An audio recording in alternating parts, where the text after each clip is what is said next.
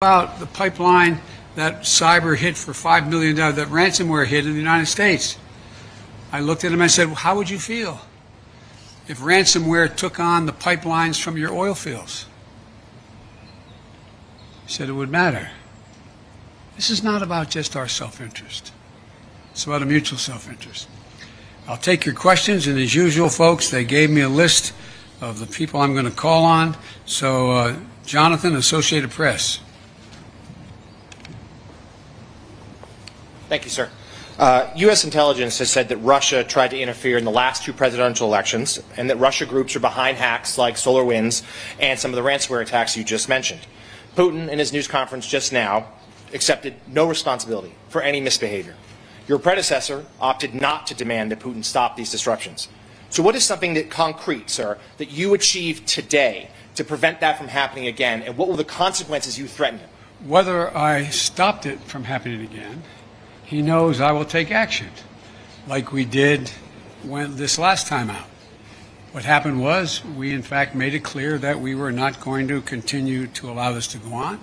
The end result was we ended up withdrawing, they ended up withdrawing ambassadors. We closed down some of their facilities in the United States, etc.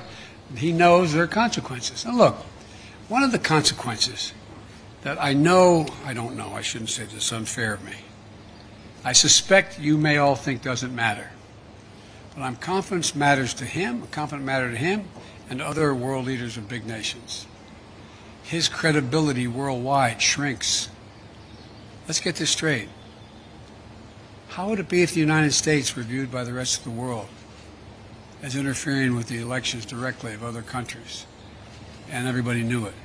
What would it be like if we engaged in activities that he is engaged in? It diminishes the standing of a country that is desperately trying to make sure it maintains its standing as a major world power. And so it's not just what I do, it's what the actions that other countries take, in this case Russia, that are contrary to international norms. It's the price they pay. They are not able to dictate what happens in the world. There are other nations of significant consequence, i.e. the United States of America being one of them. Mr. President, just a quick follow on the same theme of consequences. You said just now that you spoke to him a lot about human rights. What did you say would happen if opposition leader Alexei Navalny dies? I made it clear to him that I believe the consequences of that would be devastating for Russia. I'll go back to the same point. What do you think happens when he's saying it's not about hurting Navalny, all the stuff he says to rationalize the treatment of Navalny, and then he dies in prison?